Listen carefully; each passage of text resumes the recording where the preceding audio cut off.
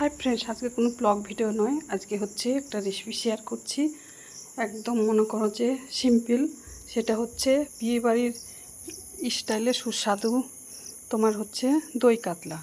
তো আমি কি করলাম, 8 পিস মাছ নিয়েছি আমরা 4 জন, 2 পিস করে 2 বেলার জন্য। তো যে যেভাবে খাবে, দুপুরে খেলে দুপুরে খাবে, তাই না?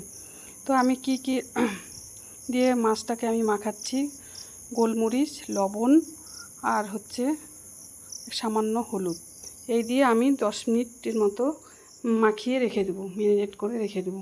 তারপরে মাছটাকে ভাজবো। আর যে যেখান থেকে আমার আজকে রেসিপিটা দেখছো, সবাই এইভাবে একবার করে দেখবে। সত্যি এত অসাধারণ হয়েছে, সেটা বলার মতো না। আগেও আমি করেছিলাম, তো আজকে আবার দ্বিতীয়বার করলাম। আমি এটা হচ্ছে আজকে রবিবারের স্পেশাল মেনু আমাদের।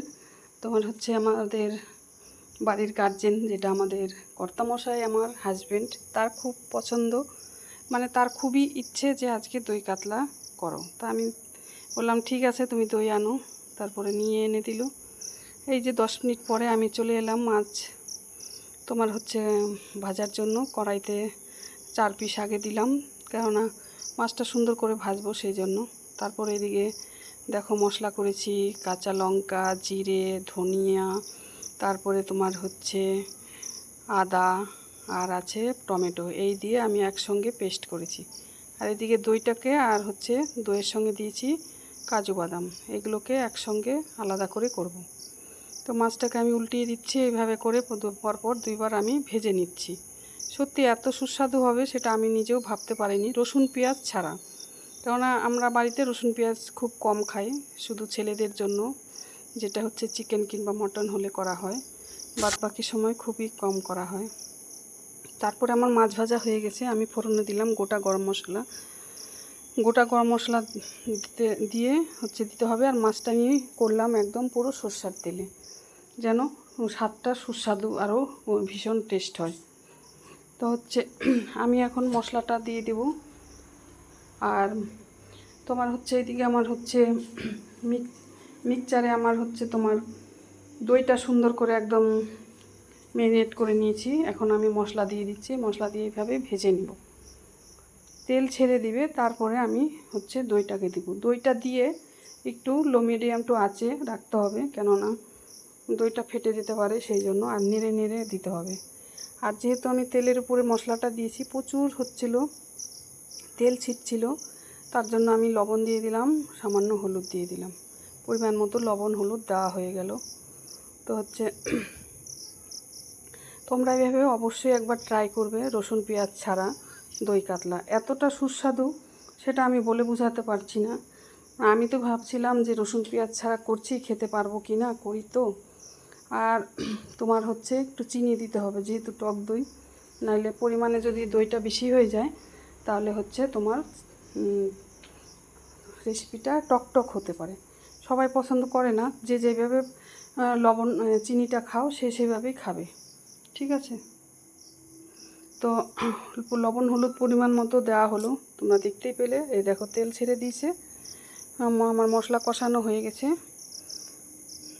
একদম বিয়েবাড়ির স্টাইলে। মানে আজকে ছেলেদেরকে যে আমি চিকেন করে দিইনি, ওরা কিন্তু কোনো সেই খামতিটা নেই। তো আমার আজকে কষ্টটা সার্থক হয়েছে, আমি যে রান্নাটা করলাম সেটা সার্থক হয়েছে ভীষণ। আমার ভালো লাগলো যে কাউকে যদি আমি এরকম করে খাইয়ে মানে তাকে খুশি করতে পারি, আমার চেয়ে খুশি আর কেউ হয় না। আর আমার ভীষণ ভালো লাগে যদি কোনো কিছু বেশি মানে সুন্দর হয়, নিজের হাতে তৈরি করা। মনে হয় কি কেউ যদি কাউকে নিজের মনের মতো মানুষকে খাওয়াতে পারতাম। আমি এখন দইটাকে ফেটানো হয়ে গেছিলো, এটা আমি মিক্সার গ্রাইন্ডারে করেছি। এখানে আছে তোমার 8 চামচ দই আছে, আর কাজু আছে 10টা। তো এইভাবে আমি একদম গ্যাসটাকে লো মিডিয়াম টু আঁচে রেখে দিয়েছি। তারপরে ঘেটেই যাব আস্তে আস্তে করে।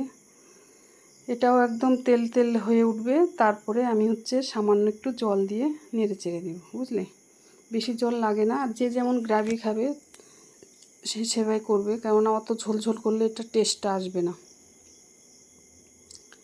সেই জন্য এইভাবে একদম নেড়ে যেতে হবে। আর বড়দেরকে প্রণাম, ছোটোদেরকে আমার বুক ভরা ভালোবাসা দিয়ে আজকের ভিডিওটা চালু করেছি ব্লগটা, কারণ আজকের ব্লগটা হচ্ছে রেসিপি শেয়ার করছি, ঠিক আছে। সব প্রতিদিন তো ব্লগ ভিডিওই দেই কাজের, কোথাও গেলে। আজকে একটু রান্নার ভিডিও দিলাম। তোমাদের আমার রান্নাটা কেমন লাগলো অবশ্যই কমেন্টের মাধ্যমে জানাবে।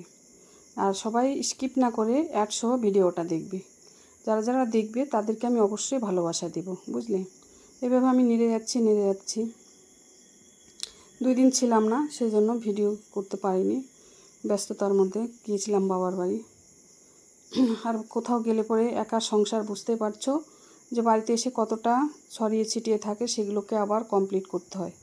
রান্নাঘর বলো, ঘর বাড়ি বলো, সব কিছুই নিজে একটা কাজের মধ্যে যুক্ত, সেটা তো সবাই ভালো করেই জানো।